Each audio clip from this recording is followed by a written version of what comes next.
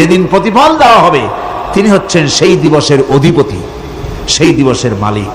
সূরা ইনফিতারে আল্লাহ পাক বলছেন, وما أدراك ما يوم الدين ثم ما أدراك ما يوم الدين। বিচারের দিনটি কি তা তোমাকে কে জানালো? আবার জিজ্ঞেস করছি, তোমাকে কে জানালো বিচারের দিনটা কি? আল্লাহ পাক জবাবে বলছেন, বিচারের দিনটা হচ্ছে ইয়াউমা লা তামলিকু নাফসুন লিনাফসিন শাইআন ওয়াল আমরু ইয়াউমা ইযিন লিল্লাহ। বিচারের দিন হচ্ছে এমন দিন যেদিন কেউ নিজেকে রক্ষা করতে পারবে না, কারো থেকে কেউ নিজেকে রক্ষা করতে পারবে না, নিজেকে কেউ নিজের জন্য কাউকে সাহায্যকারী পাবে না। সমগ্র ব্যাপারটি নিরঙ্কুশ ভাবে আল্লাহ রাব্বুল আলামিনের হাতে থাকবে। সেই দিনটার নাম কিয়ামত, সেটার নাম পরকাল, সেটার নাম হচ্ছে বিচারের দিন। যেদিন কর্তৃত্ব হবে কেবলমাত্র কার? আল্লাহ পাকের। সেই দিনটা হচ্ছে কর্মফল পাওয়ার দিন। লাহা মা কাসাবাত ওয়া আলাইহা মাকতাসাবাত। প্রত্যেক মানুষই সে উপার্জন অনুসারে সেখানে ফল পাবে। যেমন কর্ম তেমন ফল পাবে, ব্যক্তি হিসাবে পাবে, দল হিসাবে পাবে। তিলকা উম্মাতুন ক্বাদ খালাত লাহা মা কাসাবাত ওয়া লাকুম মা কাসাবতুম ওয়া লা তুসআলুনা আম্মা ইয়ামালুন। প্রত্যেক মানুষই তার উপার্জন অনুসারী ফল পাবে। যা সে পাবে তা নিজের উপার্জন ছাড়া আর কিছুই না, আর যে ফল পাবে সেটাও তার উপার্জন। সুতরাং কিয়ামতের দিন আল্লাহ মানুষের উপরে কোনো জুলুম করবেন না, অত্যাচার করবেন না। আল্লাহ পাক তো তার বান্দার জন্য জুলুমকারী নন, ঠিক কিনা? আল্লাহ পাক বলছেন, মান আমিলা সালিহান ফালিনাফসিহি ওয়া মান আসাআ ফাআলাইহা ওয়া মা রাব্বুকা বিযাল্লামিন লিল আবিদ। যে ব্যক্তি পুণ্য কাজ করলো সে নিজের কাজে নিজের স্বার্থেই তা করলো। আমরা যে নামাজ পড়ি এটা কি আল্লাহর স্বার্থ? কথা কন, আল্লাহর স্বার্থ? সারা পৃথিবীর সমস্ত মানুষ যদি আল্লাহরে সেজদা দেয়, আল্লাহর ক্ষমতা আরো কিছু কালের জন্য বাড়বে নাকি? সমস্ত মানুষ যদি আল্লাহকে অস্বীকার করে, বিদ্রোহী ঘোষণা করে, বিদ্রোহ ঘোষণা করে, তাতে কি আল্লাহর ক্ষমতা শেষ হয়ে যাবে? নাউযুবিল্লাহি মিন যালিক। যেমন ছিলেন তেমনই থাকবেন। সুতরাং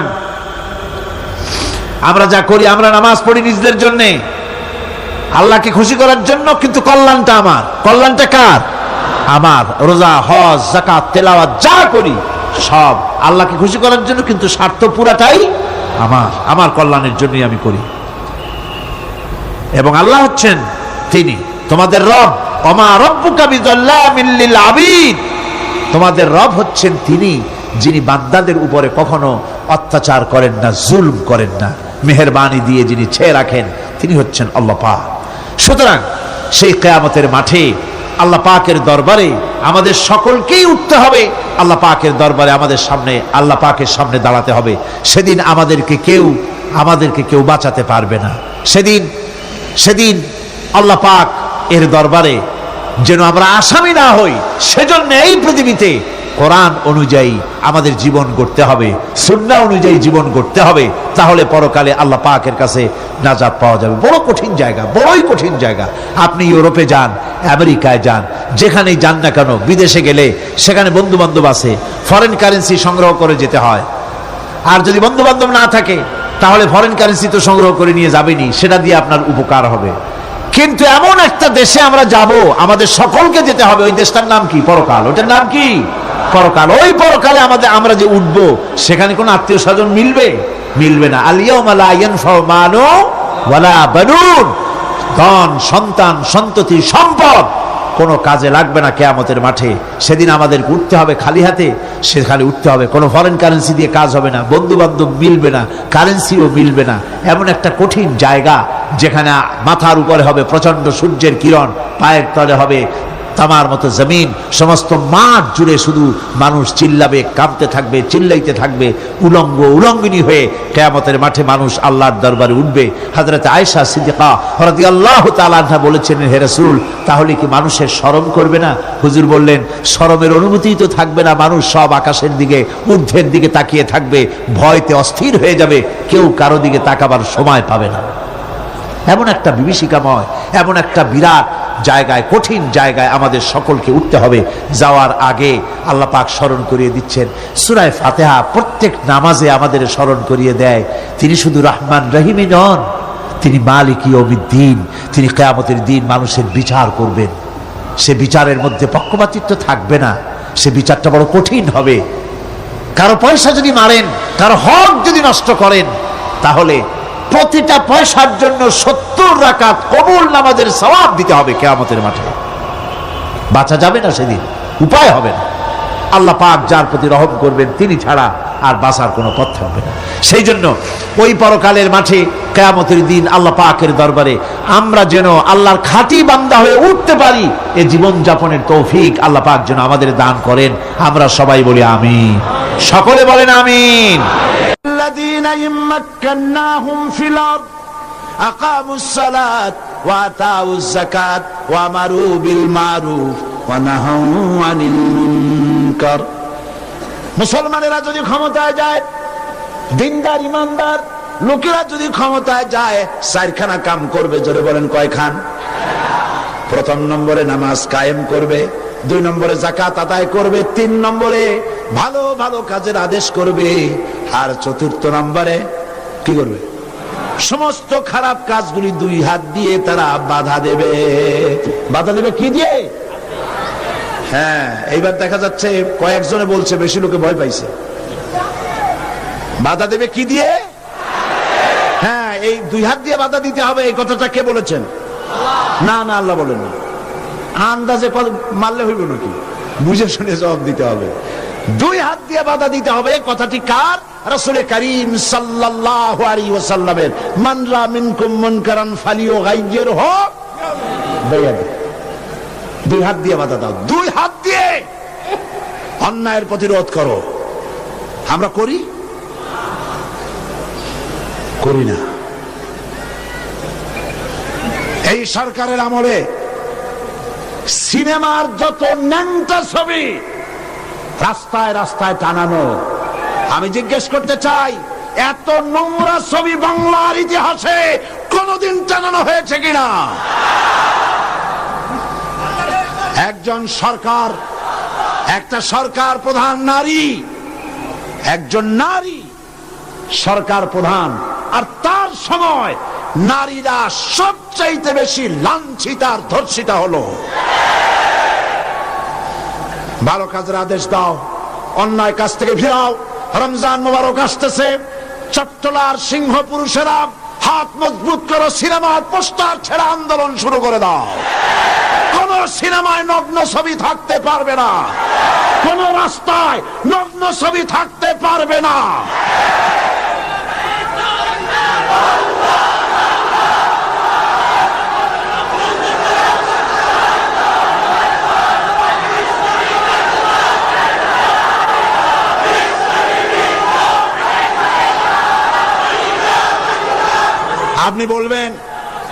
আপনি বলবেন জনগণকে ভালো হওয়ার জন্য, চরিত্রবান হবার জন্য ছেলেরা চরিত্রবান থাকবে কেমনে? রাত 2টোর পরে ডিশ এন্টিনার মাধ্যমে নীল ছবি প্রদর্শিত হয়, ডিশ এন্টিনা দিয়ে। এই ডিশ এন্টিনার এই পারমিশন কে দিল? কি জবাব দিবা কিয়ামতের দিন? এত ধর্ষণ বাড়তেছে খামোখা, কুলঙ্গ ছবি রাস্তায় টানানো, আর রাতের বেলায় নীল ছবি প্রদর্শিত হচ্ছে ডিশ এন্টিনার মাধ্যমে। যুবক যুবতীরা দেখতেছে, চুরি হচ্ছে, ডাকাতি হচ্ছে, খুন হচ্ছে। বাংলাদেশ হাবিয়া দোজখে পরিণত হয়ে গেছে।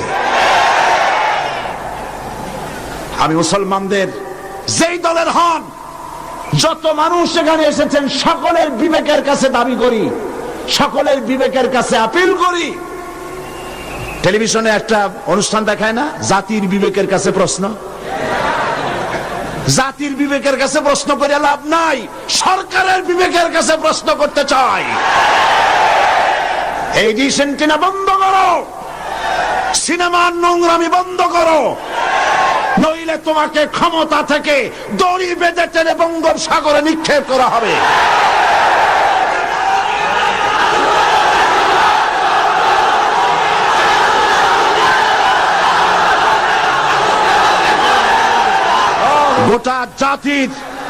গোটা জাতির চরিত্র নষ্ট করা হচ্ছে। আপনারা যদি ঘুমায় থাকেন, জাতিকে বলছি, যেই দল করেন, আপনি যদি ঘুমায় থাকেন, আপনার ঘরের ভিতরে আপনার সন্তান ধর্ষক হবে, আপনার মেয়ে নষ্ট হবে, ভ্রষ্ট হবে। গোটা জাতি ইউরোপ আমেরিকার চাইতে নোংরামি, নষ্টামি, ভ্রষ্টতার ভিতরে ডুবে যাবে গোটা দেশ। এখনো সময় এসেছে, রুখে দাঁড়াও, রুখে দাঁড়াও। ঈমান বাঁচাবার লক্ষ্যে, দেশ বাঁচাবার লক্ষ্যে। ও আমার জাতি, ফিরে এসো, ঈমানের বলে বলিয়ান হও। ইন্না কায়দা শায়তানি কানা দাঈফা, শয়তানের চক্রান্ত আসলেই দুর্বল। বাড়িওয়ালার শক্তি বেশি না চোরের শক্তি বেশি? আপনারা বাড়িওয়ালা। অন্যায় কাজের প্রতিরোধ, ভালো কাজের আদেশ, এই কাজটা রাসূলুল্লাহ করেছিলেন।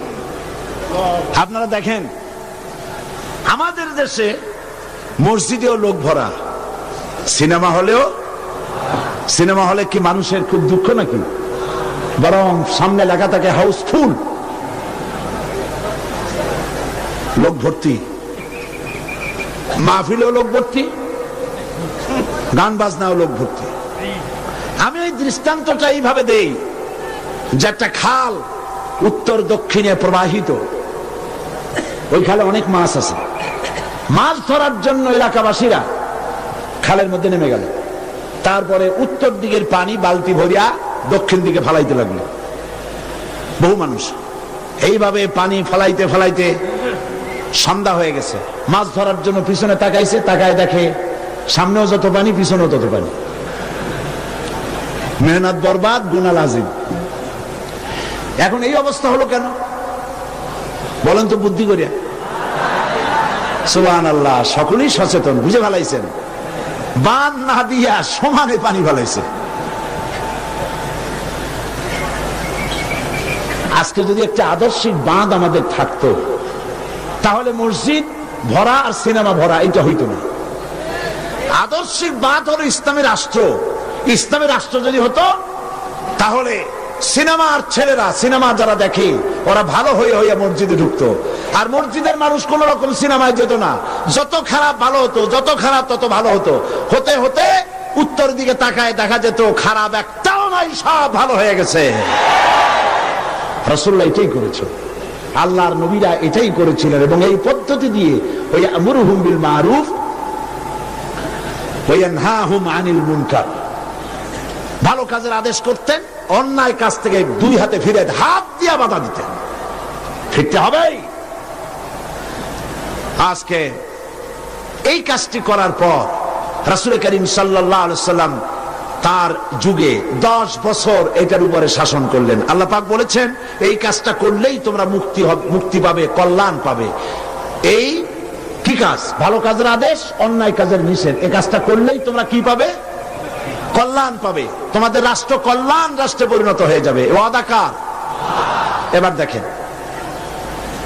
10টি বছর নবীজি রাষ্ট্র পরিচালনা করার পর ইন্তেকাল করলেন। হযরত আবু বকর রাদিয়াল্লাহু তাআলা আনহু তিনি আজ রাষ্ট্রপ্রধান হয়েছেন। হযরত আবু বকর রাষ্ট্রপ্রধান হয়ে হযরত ওমর রাদিয়াল্লাহু তাআলা আনহুকে তিনি বিচারক বানালেন। হযরত আবু বকর হচ্ছেন রাষ্ট্রপ্রধান, হযরত ওমর হলেন কি? বিচারক। 1 বছর পূর্ণ হয়ে গেছে। ঐতিহাসিকরা লিখছেন, লক্ষ্য করুন, আমারু বিল মারুফ নাহি আনিল মুনকারের সুফল লক্ষ্য করুন। হযরত ওমর 1 বছর বিচারালয় দায়িত্ব পালন করলেন জাস্টিস হিসেবে। ফামাকাসা আমান ফালাম ইয়াখতাসিম ইলাইহি ইসনান। ঐতিহাসিকরা লিখছেন একটা বছর পূর্ণ হয়ে গেল, হযরত ওমরের আদালতে দুইজন লোক এমন আসলো না যে একজন আরেকজনের বিরুদ্ধে কোনো মামলা দায়ের করেছে। সুবহানাল্লাহ কইতে ইচ্ছে করে না? এমন একটা লোক এসে একটা মামলা দায়ের করে নাই। পৃথিবীতে কি কোনো দৃষ্টান্ত আছে যে এক বছরের মধ্যে কোনো মামলা দায়ের হয় না?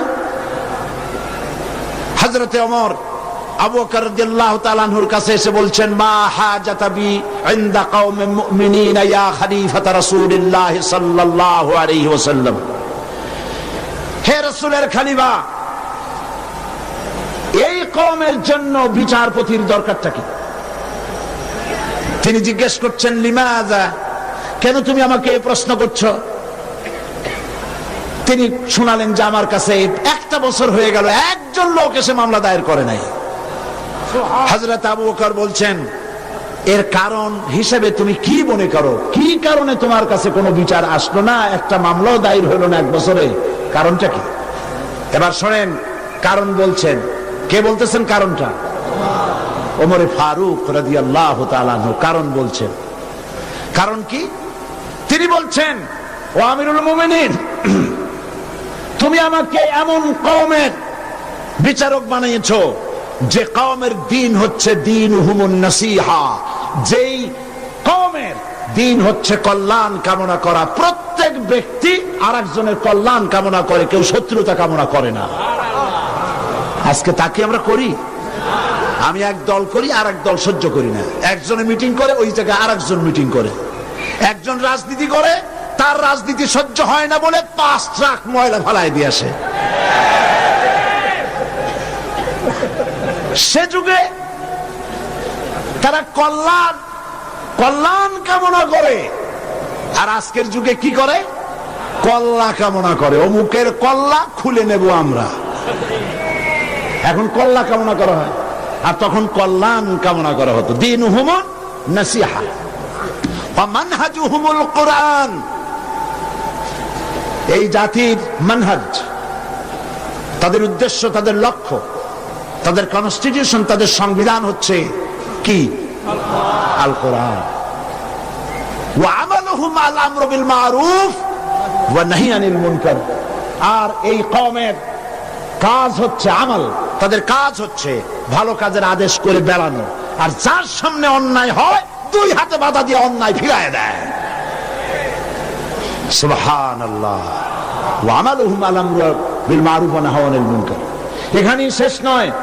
ও আমিরুল মুমিনিন, আপনি আমাকে এমন এক কওমের বিচারক বানিয়েছেন যেই কওমের জনগণের অবস্থা কি জানেন? ওয়াইদা আহাদুহুম মারিদু আদুহু। এদের মধ্যে একজন যদি অসুস্থ হয়, অনেক মানুষ হাদিয়া, ফল, ফ্রুটস ইত্যাদি হাদিয়া নিয়ে তার কাছে গিয়ে হাজির হয়। ভাই কেমন আছেন? আল্লাহ আপনার ভালো করুক। হাতে মুখে হাত বুলায় দেয়, মাথায় হাত বুলায় দেয়। এই শুশ্রূষায় 12 না অসুখ ভালো হয়ে যায়। ওয়াইজাফতাকারা নাসারুহু। আর যখন তাদের মধ্য থেকে কেউ ফকির হয়, গরিব হয়, সাহায্য করার জন্য লোকেরা এগিয়ে আসে। 50 টাকার দরকার, 2000 টাকা চলে আসছে। বাড়িতে চাল দিতে পারে না, বিল্ডিং এর ছাদ দেওয়ার মতো পয়সা চলে আসছে। ওয়াইজাহতাজা সাদুহু। আর যখন কারো কিছু প্রয়োজন হয়, সেই প্রয়োজন মিটাবার জন্য চতুর্দিক থেকে লোকেরা এসে হাজির হয়ে যায়।